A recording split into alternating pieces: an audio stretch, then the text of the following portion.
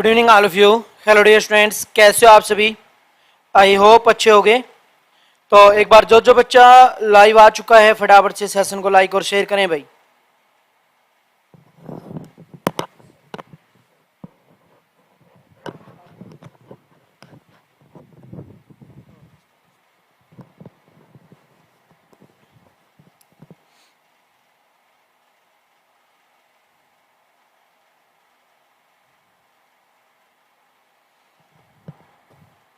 आ जाओ भाई, एक बार फटाफट से सारे के सारे बच्चे आ जाएं।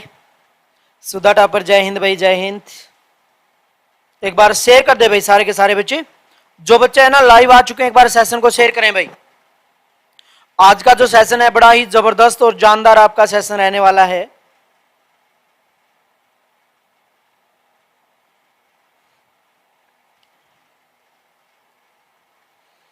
कौन कौन बच्चा लाइव आ चुका है भाई, फटाफट से मुझे कमेंट करके बताएंगे।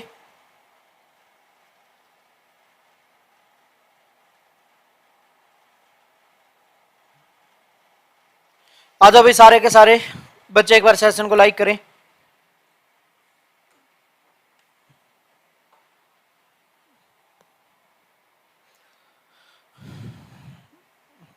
चलिए भाई डियर स्टूडेंट्स, साउंड वगैरह सब प्रॉपर है ना? हाँ जी, एमडीडी टू रीडर वाले भाई फटाफट से मेरे प्यारे से बच्चों एक बार मुझे बताइए सब कुछ प्रॉपर वे से चल रहा है, साउंड वगैरह सब प्रॉपर है ना?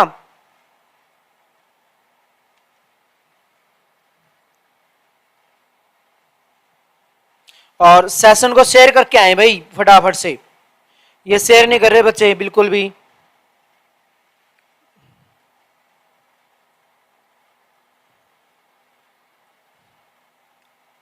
ओपी रोलिया गुड इवनिंग भाई, गुड इवनिंग।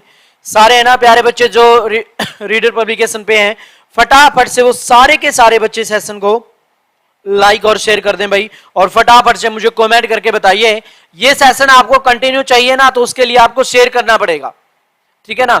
बिल्कुल, जब तक आपका सीईटी का एग्जाम और सीजीएल का एग्जाम नहीं होता तब तक ये हमारा सेशन कंटिन्यू रहेगा, लेकिन उसके लिए आपको क्या करना पड़ेगा, सेशन को ज्यादा से ज्यादा शेयर करना पड़ेगा। गुड इवनिंग भाई Chris, good evening. New vision study अभी करता हूं शेयर। हाँ जी बिल्कुल भाई, सारे के सारे बच्चे है ना शेयर किए करें सेशन को बिल्कुल। चलिए तो हम पढ़ते हैं भाई। हमारे जो ये आपका सेशन रहने वाला है ना, ऑल इंडिया का कोई भी एग्जाम हो, चाहे हर एक एग्जाम के लिए क्या रहने वाला है भाई, हेल्पफुल ये सेशन रहने वाला है, ठीक है ना? और बड़ा ही जबरदस्त ये सेशन रहेगा। सीईटी का हो, चाहे एसएससी सीजीएल का हो, एसएससी जीडी हो, या ग्रुप डी हो, रेलवे हो, जो भी आप एग्जाम देना चाहो हर एक एग्जाम के लिए होंगे भाई। हमने स्टार्ट किए हिस्ट्री और पॉलिटी से।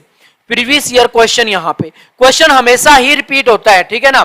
क्वेश्चन हमेशा ही रिपीट होता है हर एग्जाम के अंदर, चाहे कोई भी एग्जाम आप देने चले जाओ। तो चलिए भाई स्टार्ट करते हैं, हम हमारे क्वेश्चनों पे आते हैं, आगे बढ़ते हैं। उससे पहले, आगे बढ़ने से पहले भाई अपना ये एचएससी सीटी का बैच है जिसकी फीस सिर्फ आज के लिए 199 रुपए है, ठीक है ना? सिर्फ आज के लिए 199 रुपये फीस है इसकी। उसके बाद आज 12 बजे से इसकी जो फीस होगी वो 599 रुपए हो जाएगी। इसके अंदर आपको रिकॉर्डेड और लाइव क्लास दोनों मिलेंगी, और free of cost study material आपको मिलेगा भाई, और टेस्ट सीरीज मिलेगी।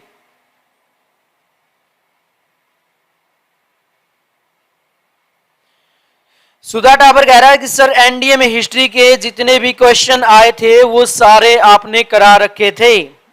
चलो भाई बहुत अच्छा है, यही मोटिवेशनल होता है हमारा, ठीक है? एक बार वो एनडीए का पेपर और भेज देना व्हाट्सएप पे मेरे पास, ठीक है ना? उसके बाद हम उसको सोल्व भी करवा देंगे।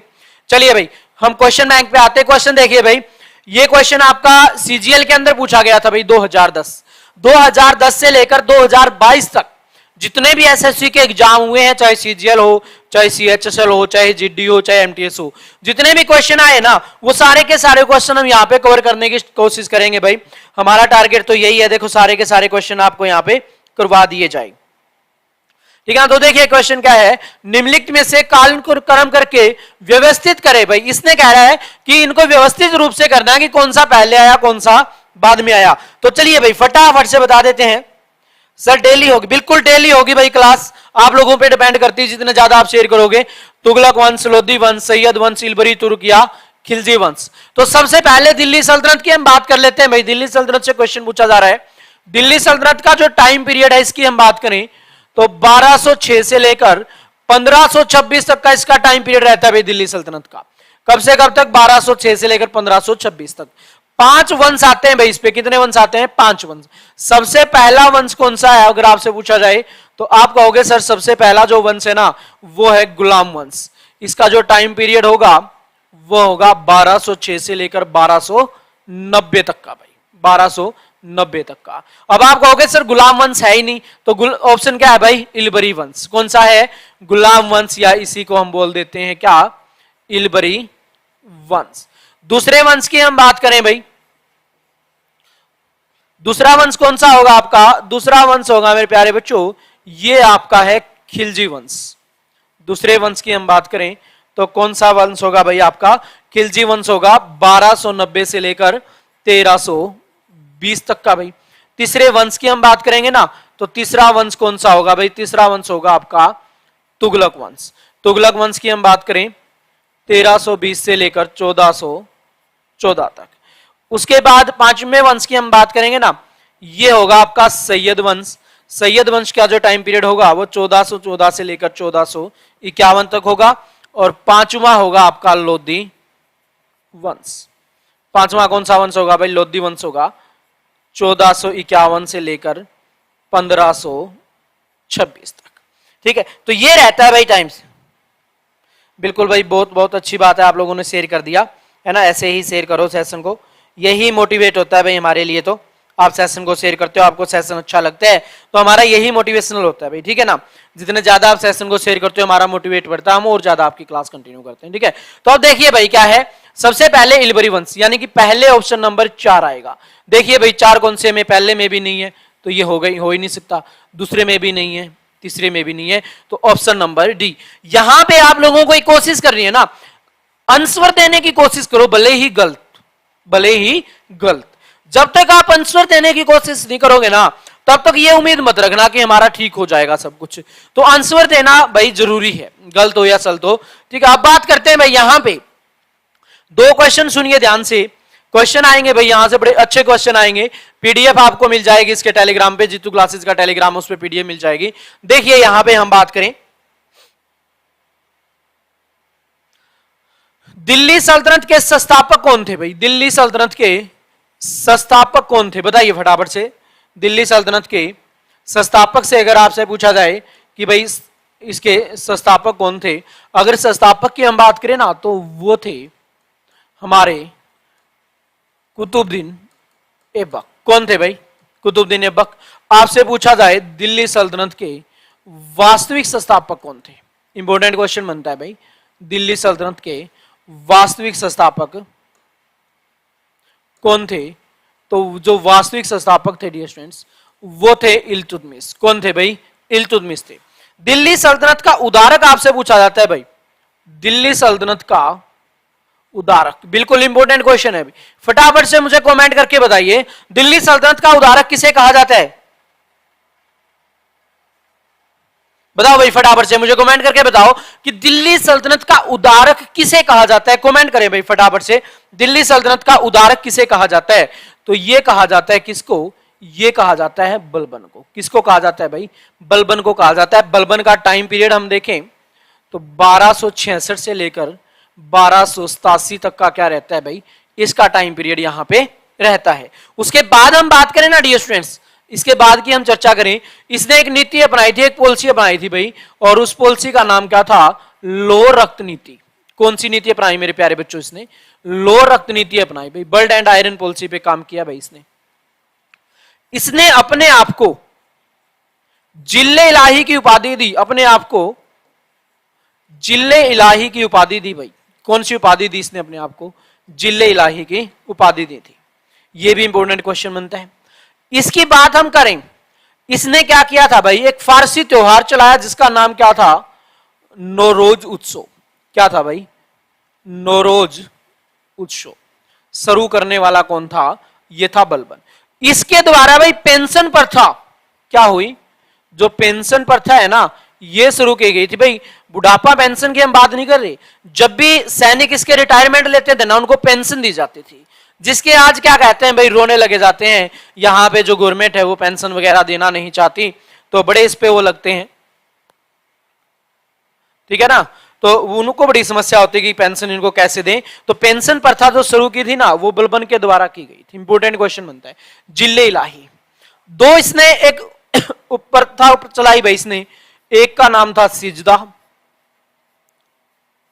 और एक का नाम क्या था, एक का नाम था मेरे प्यारे बच्चों पाबोस। सिजदा और पाबोस नामक दो प्रथाएं। सिजदा का मतलब होता है सर झुका के प्रणाम करना, पाबोस का मतलब होता है कि दरवाजे पे जो प्रणाम करेंगे उसके बाद हम पेट के बल आगे आएंगे और जो सुल्तान है ना, सुल्तान के पांव का अंगूठा हम चूमने का कार्य यहां पे करेंगे। तो ये बात यहां पे कही गई भाई किसके द्वारा, सिजदा और पाबोस प्रथा के अंतर्गत। चलिए उसके बाद हम आगे बढ़ते हैं, नेक्स्ट क्वेश्चन देखते हैं कौन सा भाई।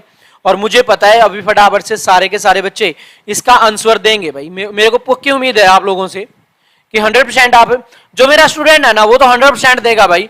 जाति शब्द लिया गया है, एसएससी सीजीएल के अंदर पूछा गया क्वेश्चन है भाई, जाति शब्द। अब बड़ा हटके क्वेश्चन आ गया, देखो क्वेश्चन क्या है, जाति शब्द लिया गया, बताइए फटाफट से कहां से लिया गया। तो ये लिया गया पुर्तगाल से। अब पुर्तगाल की हम बात करेंगे भाई, जो पुर्तगाल वाले हैं, पुर्तगाल कंपनी भारत के अंदर कब आई, डच कब आई, कब अंग्रेज आए, इन सब की एक एक करके हम बात करेंगे भाई। यूरोपियन कंपनी भारत के अंदर कब आई, तो यूरोपियन कंपनी की बात कर ले भाई। सबसे पहले हम कंपनी की बात कर लें, जो कंपनी भारत के अंदर सबसे पहले 1498 के अंदर आई थी, और कंपनी कब तक रही भाई, 1961 तक। कौन सी कंपनी की हम बात करते हैं डियर स्टूडेंट्स, हम बात करते हैं पुर्तगाल कंपनी की। और मुझे बताइए फटाफट से कि पुर्तगाल कंपनी का कौन सा व्यक्ति था जो भारत आने वाला पहला पुर्तगाली बना था, बताइए भाई फटाफट से। भारत आने वाला पहला पुर्तगाली कौन था, तो आप कहोगे सर भारत आने वाला पहला पुर्तगाली था वास्को डी गामा। क्या था भाई, वास्को डी गामा भारत आने वाला पहला पुर्तगाली था। जाति शब्द कहां से लिया हमने, ये पुर्तगालियों से लिया है भाई। कौन सा है, वास्को डी गामा। आपसे पूछा जाए सर ये कौन से जहाज से भारत आया था, जहाज का नाम पूछा जाए तो साउदा गेबियाना। कौन सा जहाज है भाई, साउदा गेबियाना नामक जहाज से भारत आया।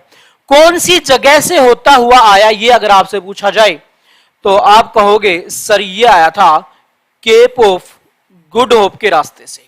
कहां से आया मेरे प्यारे बच्चों, केप ऑफ गुड होप के रास्ते से आया। अगला क्वेश्चन आपसे बनता है वास्को डी गामा से। वास्को डी गामा भारत कितनी बार आया, वास्को डी गामा भारत कितनी बार आया, तो आप कहोगे sir Vasco D gamma Bharat 3 बार आया था। पहली बार कब आया हम बात करें तो आप कहोगे सर 17 मई 1498 को। उसके बाद दूसरी टाइम कब आया भाई, ये आया 1502 के अंदर। तीसरी बार की हम बात करें ये कब आया, 1524 के अंदर। काफी सारी बुकों में यहां पे 1524 की बजाय 1528 भी आपको देखने को मिल जाएगा। तो पहली बार 98 के अंदर, दूसरी बार 1502, तीसरी बार 1524। अब सुनिए ध्यान से, जैसे ही ये तीसरी बार भारत के अंदर आता है, इसकी क्या हो जाती है भाई, इसकी हो जाती है मृत्यु।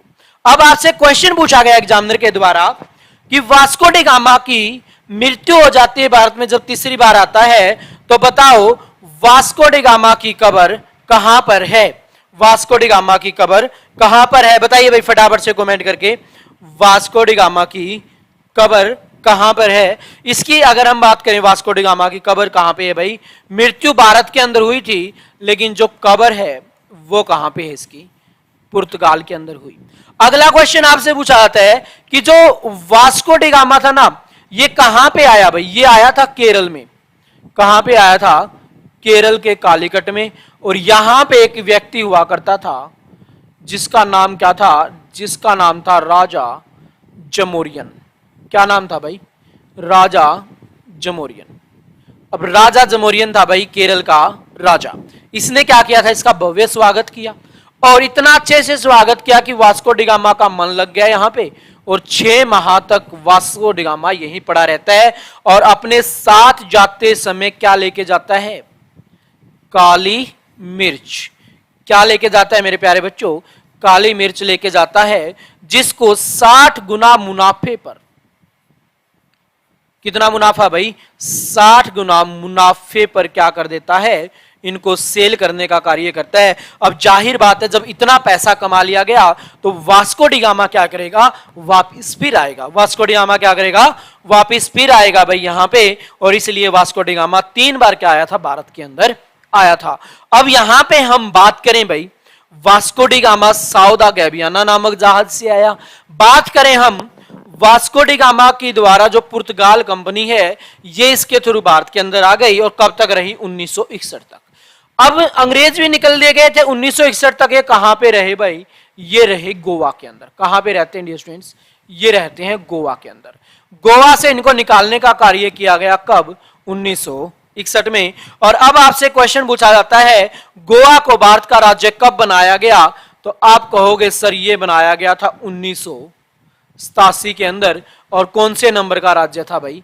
ये 25वां नंबर का राज्य गोवा को बनाया गया था। कब भाई? 1987 के अंदर। आपसे पूछा जाए कौन से संविधान संशोधन के अंतर्गत बनाया गया भाई? इंपॉर्टेंट आपका बनता है। तो संविधान संशोधन की हम बात करें तो ये बनता है भाई आपका 56वां संविधान संशोधन, कॉन्स्टिट्यूशनल अमेंडमेंट एक्ट। कौन सा? 56वां, जिसके तहत गोवा को भारत का 25वां राज्य बना दिया गया। और गोवा से पुर्तगाल कंपनी को कब निकाला गया? 1961 के अंदर निकाला गया था। वास्को डी गामा भारत आने वाला पहला पुर्तगाली था।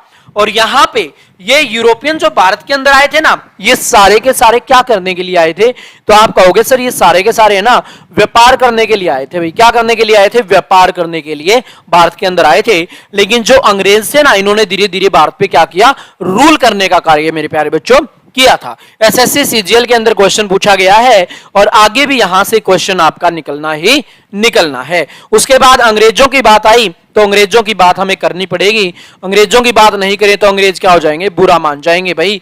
अंग्रेजों की एक कंपनी हुआ करती थी, जिसका नाम क्या था?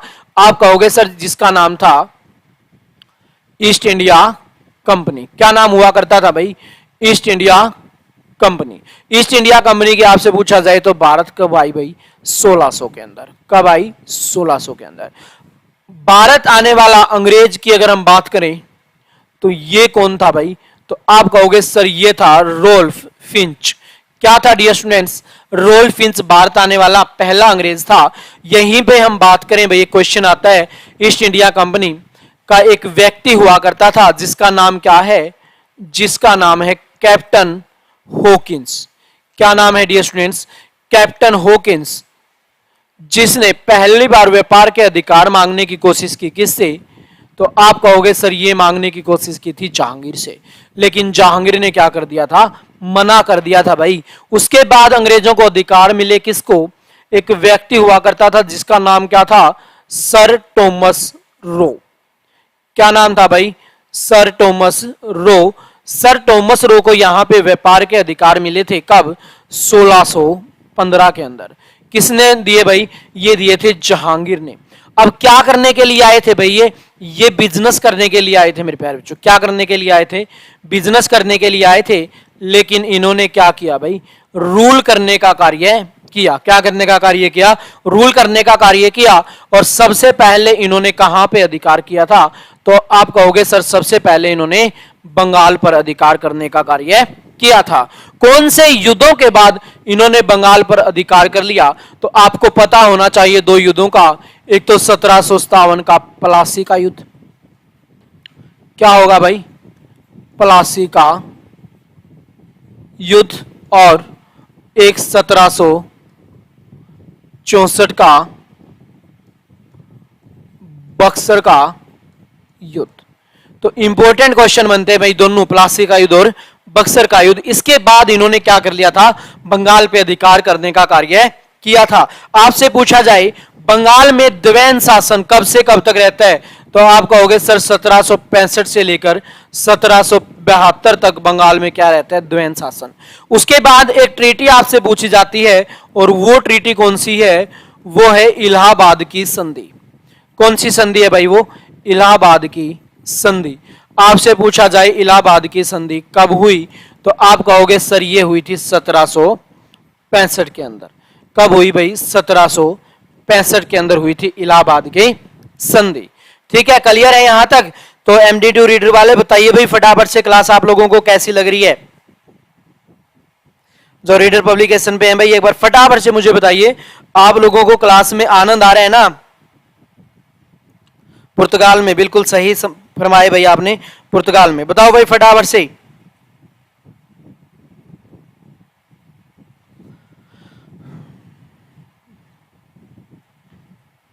क्लास में आनंद आ रहा है ना सभी को? बिल्कुल क्लास में आनंद आ रहा है आपको?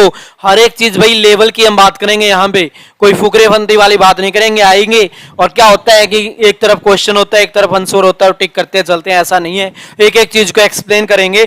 कोई भी डाउट है तो अब आए हैं जी, चलो बहुत बढ़िया भाई। कोई भी डाउट है ना साथ के साथ पूछ लेना भाई, क्लियर कर लेना।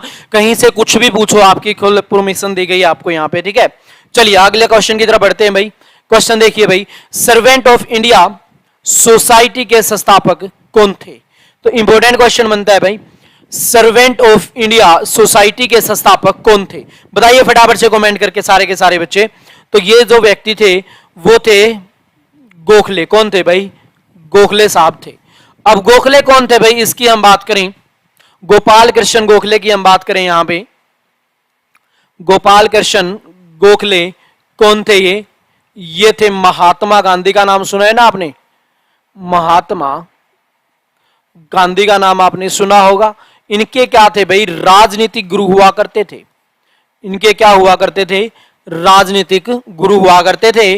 गोपाल कृष्ण गोखले ने 1905 के अंदर, 1905 के अंदर क्या किया गया भाई? सर्वेंट ऑफ इंडियन सोसाइटी की स्थापना करने का कार्य इसने किया था।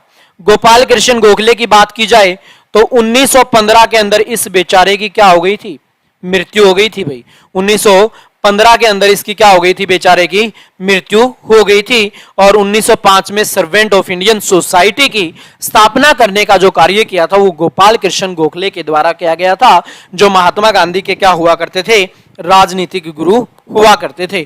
तो फटाफट से है ना भाई सेशन को शेयर कर दिया करो सारे के सारे बच्चे। ठीक है ना, जो जो बच्चा आया हुआ है ना सेशन को शेयर कर दिया करो। ये संख्या है ना जितनी जल्दी आप बढ़ाओगे ना इतनी ही हम यहाँ पे बहुत कुछ लेके आने वाले हैं भाई। और जो बच्चा यहाँ पे ना वो साथ के साथ अपना जो जीतू क्लासेज यूट्यूब चैनल है ना उसको भी सब्सक्राइब कर लीजिए भाई। और जिसने एप्लीकेशन डाउनलोड नहीं की है जीतू क्लासेज एप्लीकेशन को भी क्या कर लीजिए?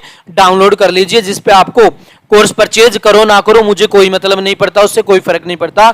लेकिन आपको वहां पे टेस्ट सीरीज और स्टडी मटेरियल दोनों चीजें आपको बिल्कुल फ्री ऑफ कॉस्ट आपको वहां पे मिलेंगी। स्टडी मटेरियल भी और दूसरा टेस्ट सीरीज भी, जिसका आपसे कोई चार्ज नहीं लिया जा रहा है। ठीक है ना, चलिए।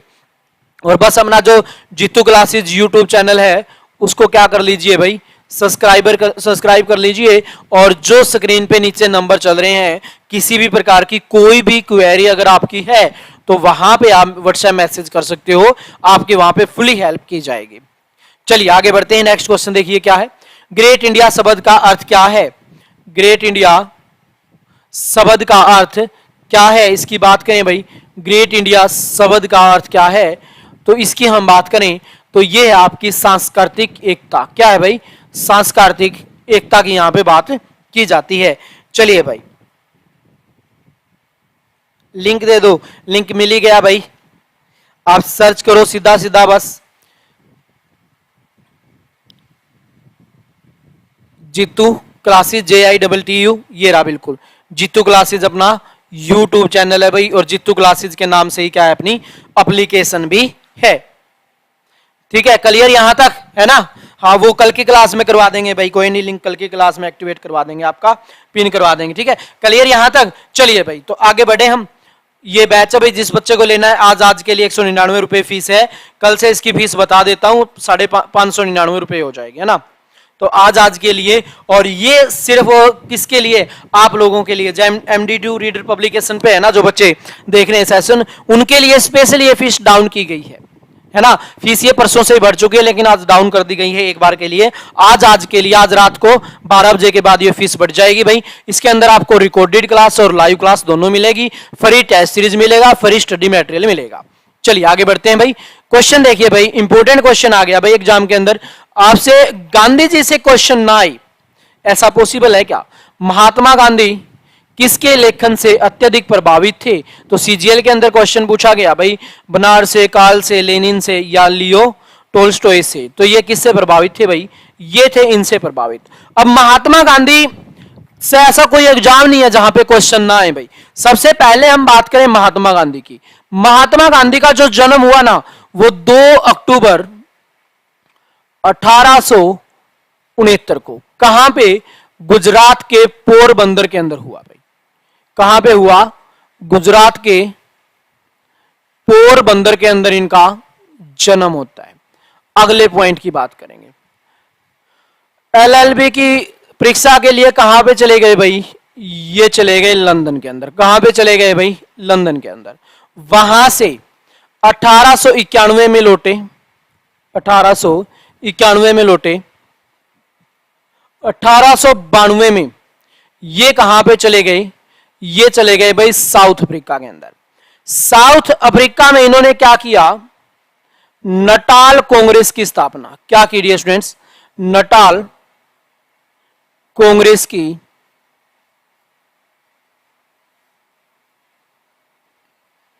स्थापना। क्या की भाई? नटाल कांग्रेस की स्थापना करने का कार्य किया इसने। कब? ये किया था आपका साउथ अफ्रीका के अंदर। साउथ अफ्रीका में गांधी जी के द्वारा पहली बार सत्याग्रह चलाया गया भाई। सत्याग्रह होता है मतलब सत्य के लिए आग्रह। कब चलाया गया? 1905 के अंदर। वहीं पर गांधी जी को एक पदक से नवाजा गया भाई, जिस पदक का नाम क्या है? जुल्लू पदक। कौन सा पदक मिला भाई? जुल्लू पदक गांधी जी को कहां पे मिला था? तो आप कहोगे सर ये मिला था साउथ अफ्रीका के अंदर। कहां पे मिला? साउथ अफ्रीका के अंदर। हुआ क्या था कि जुल्लू नामक एक जगह थी जहां के वहां स्थानीय लोगों के बीच और अंग्रेजों के बीच क्या हो गए थे? लड़ाई झगड़े हो गए थे भाई। दोनों के बीच क्या हो गए थे? लड़ाई झगड़े हो गए थे। अंग्रेज घायल हो गए थे और गांधी जी बोला कि बस भाई अब नहीं, कुछ नहीं करना है। अब ये घायल हुए अंग्रेज ना, इनका इलाज मैं करवाऊंगा। तो अंग्रेज क्या हो गए? इससे खुश हो गए, यार ये बंदा सही है भाई, हमारी भी सेवा कर रहा है, मैंने इतने काम किए। तो इसलिए फिर इसको क्या किया गया? जुल्लू पदक से नवाजा गया था। ठीक है, क्लियर यहां तक? चलिए भाई, उसके बाद हम आगे बढ़ेंगे और बात करें भाई गांधी जी का दूसरा सत्याग्रह। तो आप कहोगे सर गांधी जी का दूसरा सत्याग्रह 1917 के अंदर कहां पे हुआ भाई? खेड़ा सत्याग्रह। दूसरा सत्याग्रह कहां पे हुआ? 1917 में, जिसे हम किस नाम से जानते हैं? खेड़ा सत्याग्रह के नाम से भी जानते हैं। किस नाम से जानते हैं भाई? खेड़ा सत्याग्रह के नाम से भी जानते हैं। गांधी जी साउथ अफ्रीका से कब लौटे भाई? आपसे क्वेश्चन पूछ लिया जाए तो आप कहोगे सर ये लौटे थे 9 जनवरी 1915 को। कहां से लौटे थे? साउथ अफ्रीका से लौटे थे। ध्यान से सुनो, कहां से लौटे भाई? ये लौटे साउथ अफ्रीका से। और 9 जनवरी को हम क्या मनाते हैं भाई? प्रवासी दिवस के रूप में मनाते हैं। किसके रूप में मनाते हैं भाई? प्रवासी दिवस के रूप में मनाते हैं। आपसे पूछा जाए गांधी जी ने साबरमती आश्रम की स्थापना कब की? गांधी जी के द्वारा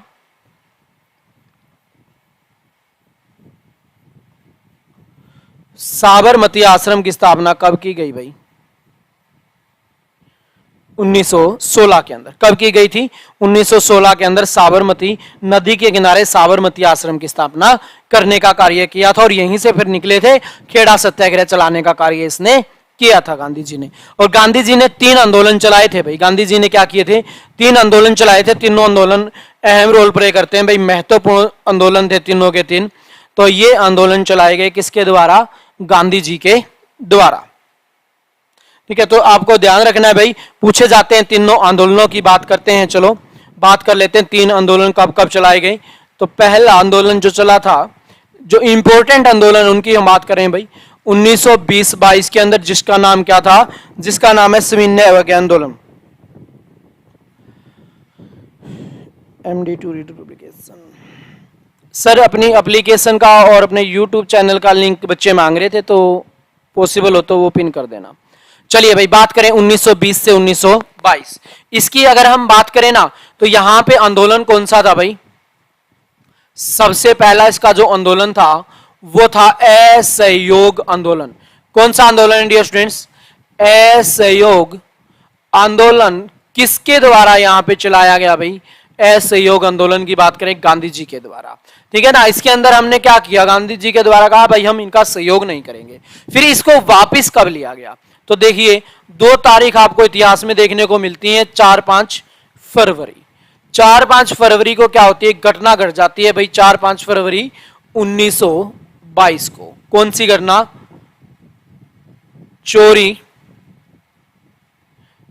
चोरा कांड की घटना। अगर इसकी हम बात करें ना तो यहां पे क्या करते हैं भाई? स्थानीय लोग एक पुलिस स्टेशन में आग लगा जाते हैं और वहां पे लगभग 22 पुलिसकर्मी मारे जाते हैं। लगभग 22 पुलिसकर्मी मारे जाते हैं, जिससे गांधी जी की भावनाओं को ठेस पहुंचती है और गांधी जी 12 फरवरी 1922 को आंदोलन को क्या कर लेते हैं भाई?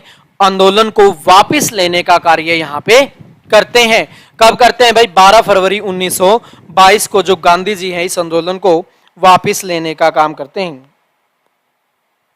हाँ जी बिल्कुल, कंप्लीट क्लास करवाई जाएगी भाई, टेंशन मत लो।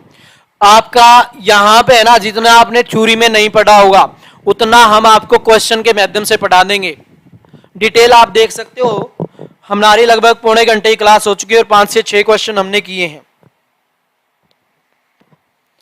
ठीक है। उसके बाद हम बात करें भाई 1930-31 सविनय अवज्ञा आंदोलन। सविनय अवज्ञा आंदोलन की हम बात करेंगे भाई। और जो ये क्वेश्चन बैंक है ना भाई, सारा का सारा सीजीएल का उठा रखा है हमने। अब हमने ऊपर लेवल का उठा लिया तो लो जो नीचे वाले एग्जाम है, जो ग्रुप डी के एग्जाम है, ये तो आपको पता ही है चुटकियों में निकल जाएंगे ना। आपके जो ग्रेजुएशन के एग्जाम है उनको उठा लिया तो छोटे लेवल के एग्जाम तो हमारे चुटकियों में जाएंगे, कोई रोकने वाला नहीं है, ठीक है। सविनय अवज्ञा आंदोलन भाई कैसे बंद किया गया आपको पता ही है, इरविन समझौता। क्या हुआ था? इरविन समझौता। इरविन समझौते के तहत क्या किया गया था भाई? यहां पे इस आंदोलन को वापस ले लिया गया था। उसके बाद 1942 भारत छोड़ो आंदोलन। भारत छोड़ो आंदोलन जिसके अंदर डू एंड डाई का नारा दिया, करो या मरो का नारा दिया गया था। किसके द्वारा भाई? गांधी जी के द्वारा यहां पे दिया गया था। चलिए उसके बाद हम आगे बढ़ते हैं डियर स्टूडेंट्स, नेक्स्ट क्वेश्चन देख लेते हैं भाई। और कोशिश किया करो, चाहे गलत ही सही, चाहे गलत ही सही, लेकिन कोशिश किया करो कि आंसर तो हम दे ही दे, है ना। क्योंकि जब तक गलत नहीं करोगे ना तो ठीक करने की कैसे सोच सकते हो कि भाई हम ठीक करेंगे। तो ठीक करने के लिए गलत भी क्या है? बहुत जरूरी है। तो चलिए भाई, भारत में स्थानीय स्वशासन का जनक किसे कहा जाता है? भारत में स्थानीय स्वशासन का जनक बताइए भाई फटाफट से, किसे कहा जाता है? फटाफट से कमेंट करके बताइए। इंपॉर्टेंट क्वेश्चन बनता है भाई, स्थानीय स्वशासन यानी कि लोकल गवर्नमेंट। किसकी बात कर रहे हैं भाई हम यहाँ पे? हम यहाँ पे बात कर रहे हैं लोकल गवर्नमेंट की। बताइए फटाफट से, लोकल गवर्नमेंट का जनक किसे कहा जाता है? तो यहां पे बी आंसर आया है भाई। ये टाइपिंग में थोड़ा सा एरर है भाई, लॉर्ड रिपन है ये लॉर्ड रिपन है। क्या होगा? Lord Ripon. अब लॉर्ड रिपन का कार्यकाल की हम बात करें ना तो 1880 से लेकर 1884 तक का कार्यकाल रहता है लॉर्ड रिपन का। इस टाइम पे क्या थे भाई? ये वायस राय थे। क्या थे इस टाइम पे? वायस राय हुआ करते थे लॉर्ड लिपन, ओ सॉरी लॉर्ड रिपन, ठीक है। वायस राय हुआ करते थे लॉर्ड रिपन। यहीं पे हम बात करें, एक व्यक्ति और आता है भाई, लॉर्ड कर्जन। लॉर्ड कर्जन सबसे बदनाम वायसराय भी इसको ही तो बोला जाता है, सबसे बदनाम वायसराय किसको बोला जाता है? लॉर्ड कर्जन को। और लॉर्ड लिपन को स्थानीय स्वशासन का जनक भाई। लोकल गवर्नमेंट की हम बात करें तो हमारी पॉलिटी के संविधान के अंदर हम बात कर लेना, अगर चर्चा करें, देखो क्या होता है कि आपसे क्वेश्चन पूछा जाता है कि लोकल गवर्नमेंट का हमारे संविधान के किस आर्टिकल के अंदर जिक्र है। तो वर्तमान की संवैधानिक की बात करें 243 के अंदर, लेकिन मूल संविधान में कहां पे जिक्र हुआ करता था लोकल गवर्नमेंट का? तो आर्टिकल नंबर 40 के अंदर। जिसमें क्या लिखा गया था कि भारत की क्या होगी भाई, एक पंचायत होगी। भारत में क्या होगी, पंचायत होगी, जो लोकल गवर्नमेंट का कार्य करेगी।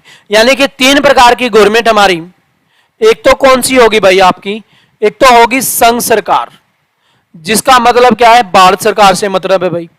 दूसरी की हम बात करें ना, दूसरी होगी राज्य सरकार।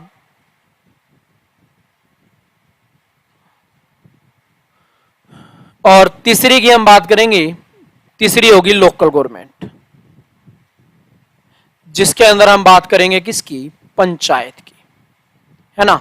पंचायत का जिक्र किस संविधान के किस आर्टिकल में, आर्टिकल नंबर 40 के अंदर है भाई, ये आपको पता होना चाहिए।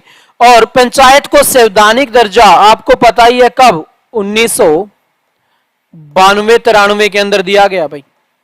और किसके अंदर शामिल किया गया, तो आप कहोगे आर्टिकल नंबर 243 के अंदर कैसे लेकर अनय तक क्या किए गए थे, इसके अंदर आर्टिकल जोड़ने का कार्य यहां पे किया गया था। बिल्कुल भाई, ग्राम पंचायत एंजल का article number 40, new vision study का भी कितना आया, 40 आया भाई। ठीक है, क्लियर, बिल्कुल भाई। यहां पे है ना बच्चों के आंसर भाई, सब बच्चों के लगभग है ना अच्छे आ रहे हैं भाई आंसर। हिस्ट्री की भी कंप्लीट होगी भाई, पॉलिटी की भी कंप्लीट होगी, ज्योग्राफी की भी कंप्लीट होगी। यानी कि इंडिया जीके के लिए आपको कुछ भी पढ़ने की जरूरत नहीं है। थ्योरी की क्लासेस पढ़ते रहो, बहुत सारी क्लास मैंने यूट्यूब पे डाल रखी है थ्योरी वाली, बिल्कुल फ्री ऑफ कॉस्ट है। बैच भी परचेज चाहे मत करो, मैं नहीं कहता कि बैच परचेज करो, वो फ्री वाली क्लासेज आप लगा लो। थ्योरी वाली क्लासेस जो मैंने जीतू क्लासेस यूट्यूब चैनल पे करवा रखी है, वो क्लास अटेंड कर लो। और ये सेशन आपका डेली 9 बजे होता है, इसको अटेंड करते रहो डेली कंटिन्यूसली। 100% आपका कोई क्वेश्चन नहीं जाएगा यहां से।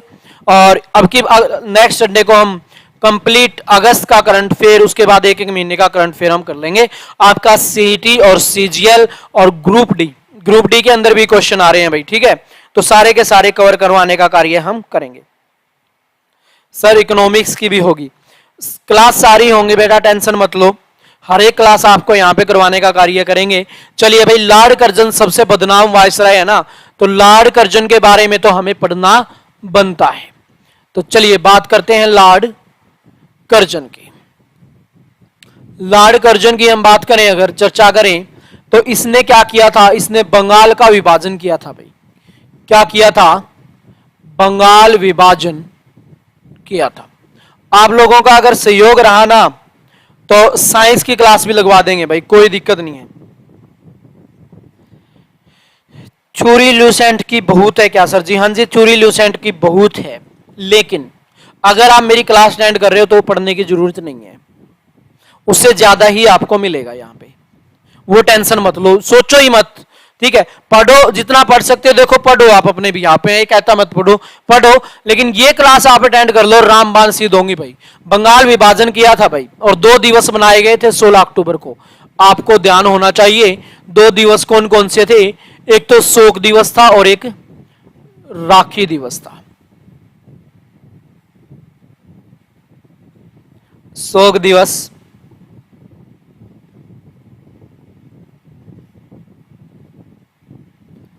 और एक क्या था भाई, राखी दिवस, ठीक है, क्लियर। यहां पे शोक दिवस और राखी दिवस। उसके बाद हम बात करें शोक दिवस और राखी दिवस के रूप में मनाया गया अमार सोनार बांग्ला। हे बाबू, अमार सोनार बांग्ला, बताइए फटाफट से, सोनार बांग्ला किसका राष्ट्रीय गीत है? आप कहोगे सर वर्तमान में बांग्लादेश का राष्ट्रीय गीत है भाई। किसके द्वारा गाया गया? तो ये गाया गया था भाई किसके द्वारा? रविंद्रनाथ टैगोर के द्वारा भाई। किसके द्वारा? रविंद्रनाथ टैगोर के द्वारा ये गाया गया था। चलिए भाई,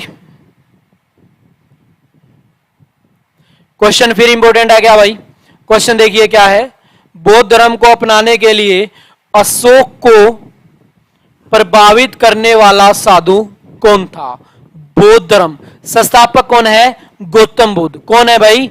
गौतम बुद्ध इसके संस्थापक है। सीजीएल के अंदर ये क्वेश्चन पूछा गया, विष्णुगुप्त, उपगुप्त, ब्राह्मणगुप्त या बृहदर्थ। तो आप कहोगे अशोक को प्रभावित करने वाले थे उपगुप्त। अब सुनिए ध्यान से, हुआ क्या था। हाँ जी बिल्कुल, सबसे पहले आंसर आ रहा है भाई इस बच्चे का। बात करें हम, देखो हुआ क्या था। अशोक शासक बनता है 269 के अंदर, और ये शासक कब तक रहता है भाई? 231 बीसी तक ये शासक रहता है। इसकी हम बात करें, इसकी अगर हम बात करें 269 बीसी के अंदर शासक बना, और कब तक रहा? 231 बीसी तक। इसने 261 ईस्वी के अंदर क्या किया था? इसने कलिंग पे अटैक किया था भाई। आपको याद रखना किस पे अटैक किया था? कलिंग पर अटैक किया था, और यहां पे 1,00,000 लोगों की हत्या क्या की? 1,00,000 लोगों की तो हत्या की थी इसने, और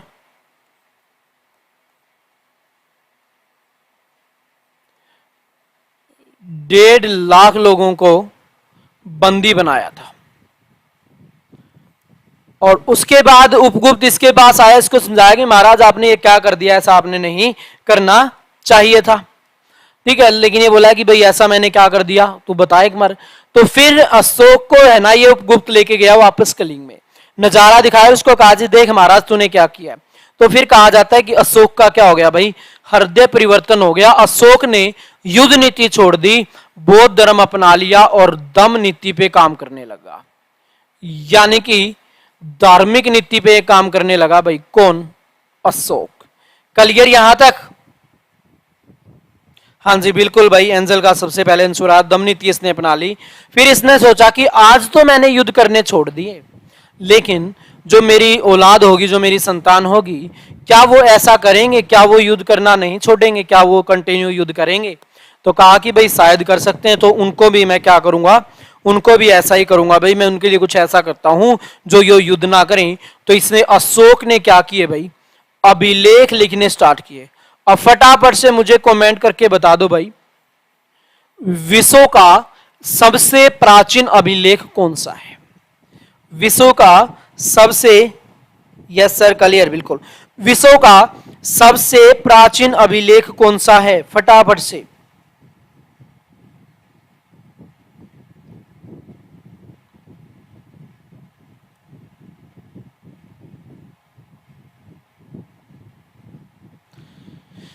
अब चलो पत्ता तारा वे तारे कितनी प्यारी है ना? अभी पता चलेगा कितनी प्यारी है तुम्हारी। बताओ भाई फटाफट से कमेंट करके, है ना? सारे बच्चे बताओ एक बार मुझे कमेंट करके, अब पता चलेगा बेटा कितनी प्यारी है, कितनी मस्ती करते हो, है ना? चलो बताओ फटाफट से कमेंट करके, देख लेते हैं भाई कमेंट। एंजल को याद नहीं है भाई, बाकी सबका क्या सीन है भाई बताओ। चलो कोई बात नहीं भाई। देखो, विश्व का सबसे प्राचीन अभिलेख की अगर हम बात करें ना, विश्व का सबसे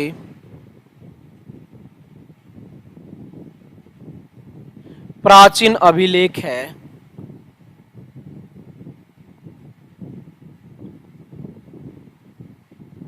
बोगजकोई अभिलेख। कौन सा है भाई? बोगजकोई अभिलेख 1907 के अंदर ह्युंगो के द्वारा खोजा गया। 1907 में ह्युंगो के द्वारा खोजा गया। मस्ती तो बहुत सर जी। ठीक है भाई, किसके द्वारा? बोगजकोई अभिलेख 1907 में ह्युगो के द्वारा खोजा गया, विश्व का प्राचीन अभिलेख। अशोक इससे ही प्रभावित होकर क्या करता है भाई? अभिलेख लिखने स्टार्ट कर देता है। क्या लिखता है भाई? अभिलेख लिखने स्टार्ट कर देता है अशोक। और अशोक की हम बात करें, आपसे पूछा जाए अशोक के किस शिलालेख के अंदर कलिंग युद्ध का वर्णन है? अशोक के किस शिलालेख के अंदर कलिंग युद्ध का वर्णन है? अगर हम इसकी बात करें तो आप कहोगे अशोक का जो 13वां शिलालेख है, कौन सा भाई, जो 13वां शिलालेख है उसका क्या मिलता है भाई, उसके अंदर अशोक के कलिंग युद्ध का क्या है, जिक्र मिलता है। और 14वें में क्या है, दमनीति। और 7वां और 8वां आपसे पूछा जाता है भाई, 7वां और 8वें में क्या है, तो आप कहोगे सर इसके अंदर क्या है, यात्रा, कि अशोक ने कहां पे यात्रा की थी। और यहीं पे भाई बात करें हम महेंद्र और संघमित्रा, ये दोनों कहां पे जाते हैं, तो आप कहोगे सर ये कहां पे जाएंगे, ये जाते हैं भाई श्रीलंका। कहां पे जाते हैं, श्रीलंका के अंदर जाते हैं महेंद्र और संघमित्रा। श्रीलंका के अंदर जाके क्या करते हैं भाई, ये दोनों, इन दोनों व्यक्तियों की हम बात करें तो ये बौद्ध धर्म का क्या करते हैं, प्रचार प्रसार करते हैं। संघमित्रा की हम बात करें जो अशोक की पुत्री हुआ करती थी, इसको क्या कहा जाता है भाई, राजदूत कहा जाता है। क्या है, भारत की पहली महिला राजदूत। हाँ जी, कलिंग की कैपिटल तोसली थी भाई, जो उड़ीसा के अंदर पड़ता है ना, कहां पे पड़ता है, उड़ीसा के अंदर ये पड़ता है। चलिए भाई अगला क्वेश्चन देखिए क्या है, लोकतंत्र के दो रूप बताइए भाई फटाफट से ना, मेरे प्यारे से बच्चे बताएंगे मुझे कमेंट करके कि लोकतंत्र यानी कि डेमोक्रेसी के दो रूप हैं। ये क्वेश्चन इतने खतरनाक लेवल के क्वेश्चन है। अब आप देख सकते हो ग्रेजुएशन लेवल का एग्जाम है, सीजीएल है ना। हाँ जी बिल्कुल, बौद्ध धर्म का प्रचार किया था भाई। हाँ जी, अभी बच्चे जुड़ने लगे हैं भाई, डेली है ना, जो बच्चा नया जुड़ रहा है, डेली हमारी 9 बजे क्लास होगी। कितने बजे हमारी क्लास होती है, डेली 9 बजे हमारी क्लास होगी, ठीक है ना। ठीक 9 बजे पहुंच जाया करो भाई क्लास के अंदर, डेली 9 बजे क्लास होगी हमारी, है ना। प्रीवियस ईयर सारे के सारे क्वेश्चन करेंगे। जितने ज्यादा बच्चे होते हैं ना, मतलब कॉन्फिडेंस लेवल उतना ही ज्यादा हाई होता है भाई, देखो है ना, वो आप लोगों पे डिपेंड करता है कि आप बच्चों कितने ज्यादा बच्चे को कनेक्ट कर पाते हो, है ना। हम यहां पे सिर्फ देखो बात करते हैं कंटेंट की, हमारे पास कंटेंट के अलावा कुछ नहीं है, वो काम हम करते नहीं। यहाँ पे क्वेश्चन साथ में आंसर साथ में एक्सप्लेनेशन, टिक करते रहो, पढ़ते रहो पढ़ते रहो। बच्चा जो कंटिन्यू जुड़ रहा है उसने पता भी लगा लिया भाई कितना डिटेल में हम पढ़ते हैं। तो ए ऑप्शन आया न्यू विजन स्टडी का। तो संसदीय और राष्ट्रपति। अब सुनो भाई, संसदीय यानी कि पार्लियामेंट की हम बात करें, संसद की हम बात करते हैं। हमारे संविधान के अंदर एक आर्टिकल है, आर्टिकल की हम बात करें तो आर्टिकल कौन सा है, ये है आपका 79, जिसके अंदर जिक्र किया गया किसका, संसद का जिक्र किया गया पार्लियामेंट का, है ना। एक आर्टिकल है हमारा कौन सा 52, जिसके अंदर जिक्र है किसका, राष्ट्रपति का।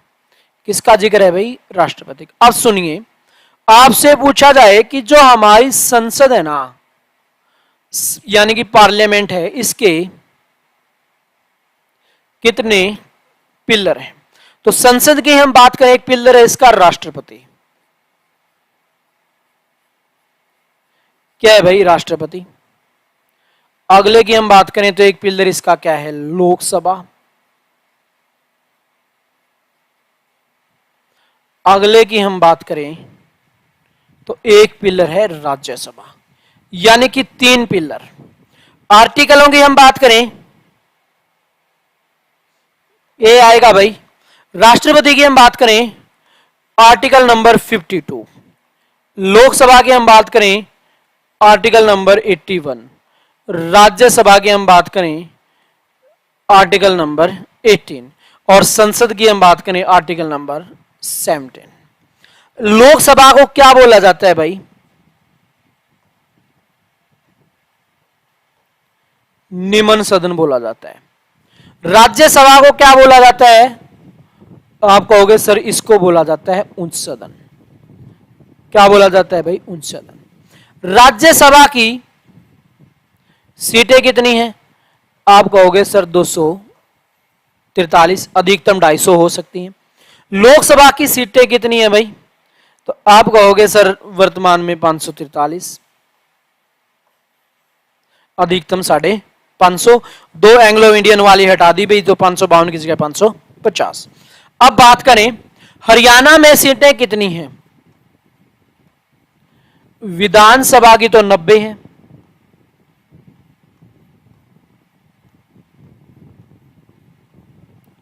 लोकसभा की 10 है भाई,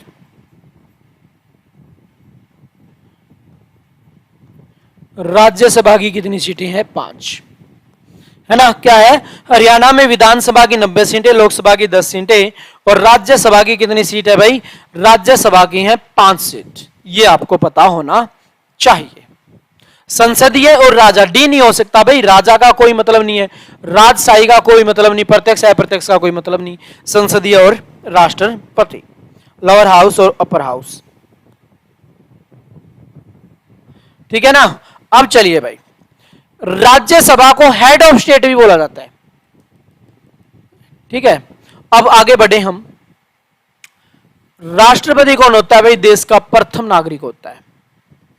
क्या होता है? देश का प्रथम नागरिक, ठीक है, क्लियर। चलिए आगे बढ़ लेते हैं। अगला क्वेश्चन देखिए क्या। तो आज के लिए भाई आप लोगों के लिए फीस कम की गई 199 रुपए, 12 बजे के बाद ये फीस 599 रुपए हो जाएगी। और उसके बाद की हम बात करेंगे, अगर उसके बाद की बात करेंगे तो 599 रुपए आपकी फीस हो जाएगी 12 बजे के बाद। चलिए आगे बढ़ते हैं। लोधी वंश के संस्थापक कौन थे? इंपॉर्टेंट क्वेश्चन आ गया भाई। लोधी वंश के संस्थापक, लोधी वंश के संस्थापक कौन थे भाई? इब्राहिम लोधी, सिकंदर लोधी, बहलोल लोधी। तो आप कहोगे सर ये थे बहलोल लोधी। कौन थे भाई? बहलोल लोधी थे। लोधी वंश की हम बात करें तो कब से कब तक चलता है? ये आपका ये चलता है 1451 से लेकर 1526 तक। पहला क्वेश्चन, संस्थापक बहलोल लोधी।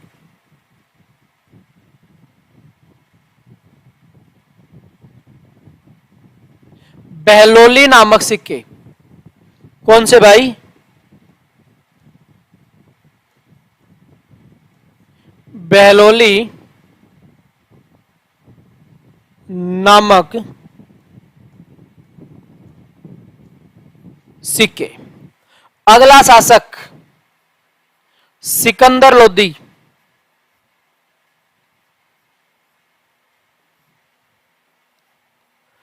चौदह सौ 89 से लेकर 1517 तक।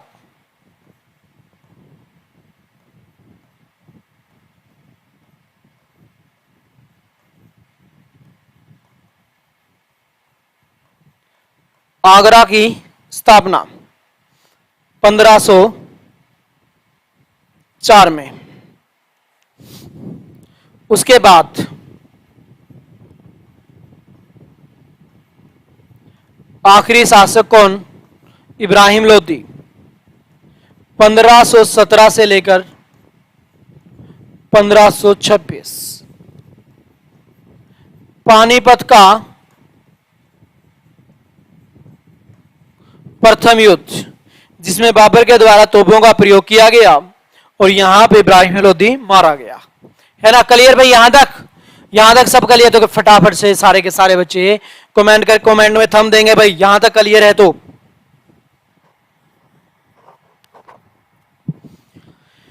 भाई फटाफट से कमेंट करें सारे के सारे बच्चे। देखो यहां तक अगर सेशन में आप लोगों को मजा आ रहा है ना, मैं कमेंट देख लेता हूं, तो मुझे थंब दे के बताएं।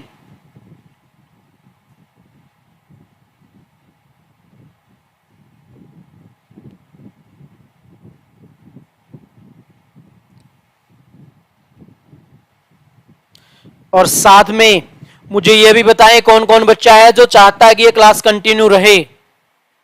कितने बच्चे ऐसे हैं जो चाहते हैं कि ये क्लास कंटिन्यू रहे? फटाफट से कमेंट करें भाई सारे के सारे बच्चे।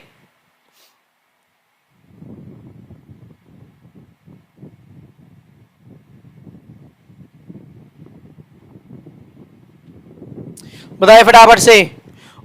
एक अंतरिक्ष संवैधानिक निकाय कौन सा है? भाषा आयोग, चुनाव आयोग, वित्त आयोग, योजना आयोग। तो आप कहोगे एक अंतरिक्ष कौन सा है? योजना आयोग। गठन कब हुआ? 1950 के अंदर। समाप्त कब किया गया? 2014 के अंदर। पंचवर्षीय योजना वाला गेम इसी में चलता था भाई। उसके बाद इसकी जगह क्या बनता है, आप कहोगे सर नीति आयोग। क्या बनता है भाई, नीति आयोग। स्थापना कब हुई, आप कहोगे सर 2015 के अंदर। कब हुई, 2015 के अंदर। कौन कौन बच्चा चाहता है भाई, क्लियर है सबका, कौन कौन बच्चा चाहता है कि हम क्लास को रेगुलर कंटिन्यू रखें। ठीक है, नीति आयोग का हेडक्वार्टर आप कहोगे सर दिल्ली के अंदर। कहां पे है भाई, हेडक्वार्टर है दिल्ली में। चलिए अगले बढ़ते हैं, नेक्स्ट क्वेश्चन देखिए। हर्षवर्धन किसके द्वारा पराजित किया गया था, हर्षवर्धन किसके द्वारा पराजित हुआ था। एसएससी सीजीएल 2000 के प्रभाकर वर्धन, पुलकेशिन, नरसिंह और शशांक। तो आप कहोगे सर ये हुआ था पुलकेशिन द्वितीय के द्वारा। कहां पे हुआ था भाई, आप कहोगे सर नर्मदा नदी के किनारे। कहां पे, नर्मदा नदी के किनारे हुआ था। उसके बाद आगे बढ़े भाई हम। हर्षवर्धन शासक कब बना, 606 में बना था भाई। कब तक रहा, 647 तक रहा। इसी के दरबार में बाणभट्ट, चीनी यात्री हवेन सांग 629 से लेकर 644 तक इसके दरबार में रहा था भाई, चीनी यात्री हवेन सांग। उसके बाद हम बात करें कौन सा वंश था भाई, ये पुष्यभूति वंश या वर्धन वंश। वर्धन वंश या पुष्यभूति वंश की स्थापना आप कहोगे पुष्यभूति के द्वारा की गई थी 540 के अंदर। कब तक चला, 647 तक। बात करें हम नागानंद की, बात करें हम रत्नावली की, बात करें हम प्रियदर्शिका की।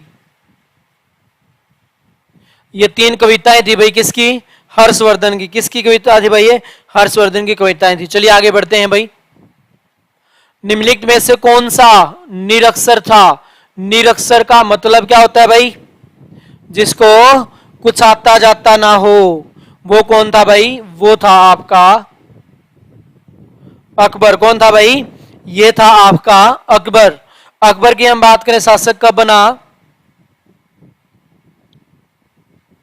1556 में। और कब तक रहा भाई, 1605 तक। कल वाले एग्जाम में भी ये क्वेश्चन आया था भाई। जहांगीर 1605 से 1627। शाहजहां की हम बात करें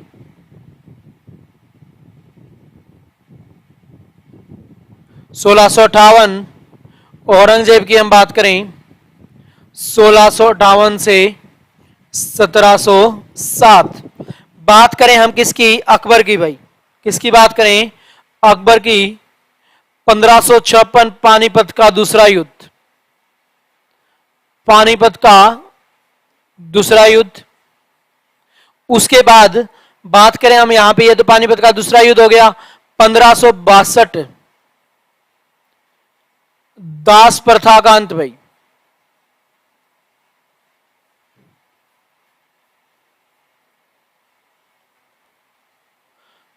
1563 तीरथकर समाप्त।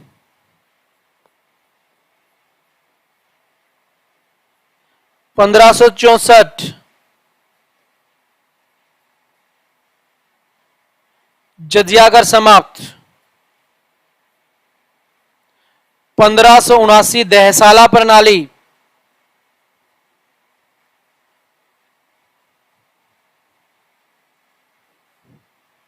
1576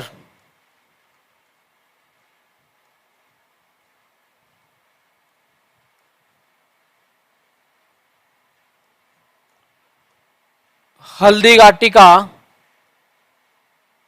युद्ध। कौन सा युद्ध भाई, हल्दी घाटी का युद्ध। क्लियर यहां तक। चलिए अगला क्वेश्चन देखते हैं भाई क्या है। किस गवर्नर जनरल का संबंध डॉक्ट्रिन्स ऑफ लैप्स से है भाई, बताइए फटाफट से। तो इसका आंसर क्या होगा, लॉर्ड डलहौजी। लॉर्ड डलहौजी के अंदर क्या कार्यकाल में क्या हुआ था भाई, बताइए फटाफट से।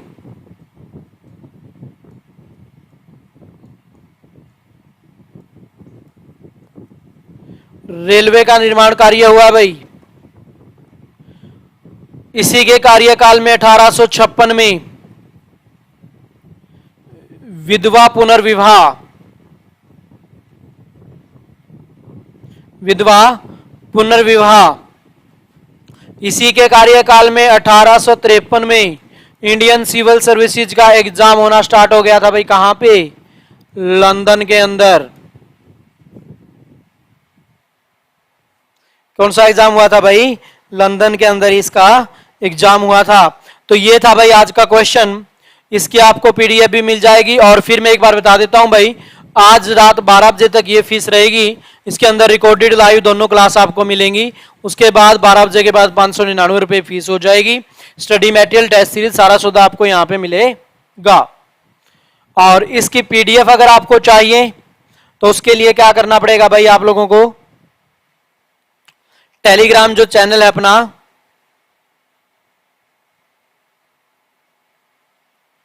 वो ज्वाइन करना पड़ेगा, वहां पे पीडीएफ मिलेगी। और जिस भी बच्चे ने अपनी एप्लीकेशन डाउनलोड नहीं कर रखी तो फ्री टेस्ट सीरीज के लिए अपनी एप्लीकेशन को डाउनलोड कर लीजिए। और मुझे एक बार फटाफट से बता दीजिए सारे के सारे बच्चे कि सेशन आपको कैसा लगा। सेशन कंटिन्यू रखें हम यहाँ पे? बताइए भाई फटाफट से।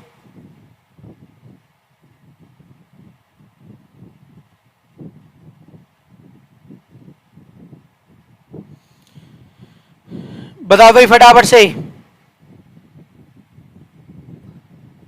सेशन कंटिन्यू रखेंगे अगर आप लोग कहोगे तो, अगर आप लोग एंजॉय लोगे तो सेशन का।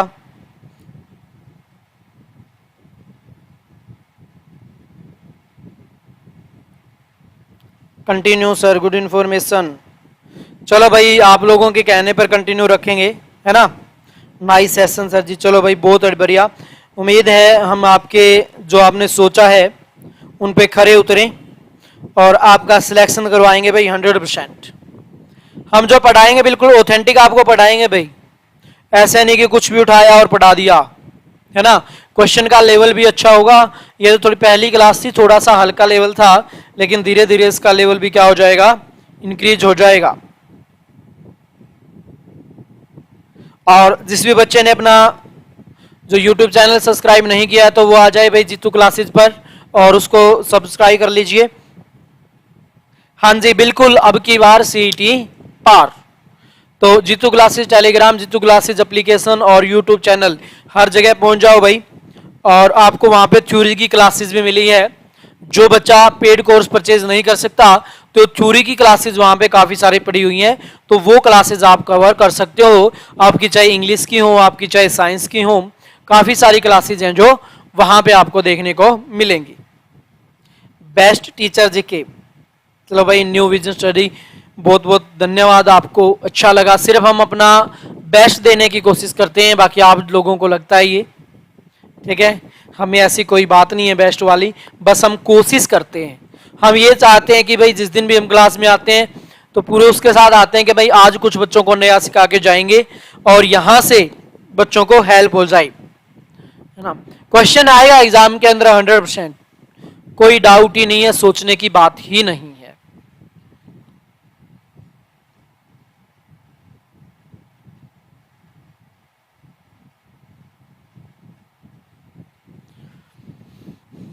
चलिए भाई तो रखें इस सेशन को अभी यहीं पे विराम दें।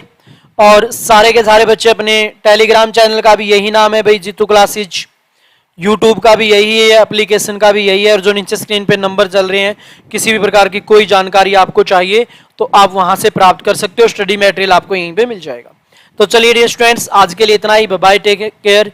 आज मिलते हैं कल फिर ठीक 9 बजे। डेली 9 बजे आपकी क्लास होगी जब तक आपका सिलेक्शन नहीं हो जाता। चलिए मेरे प्यारे बच्चों, आज के लिए इतना ही। Bye bye, take care, good night, see you.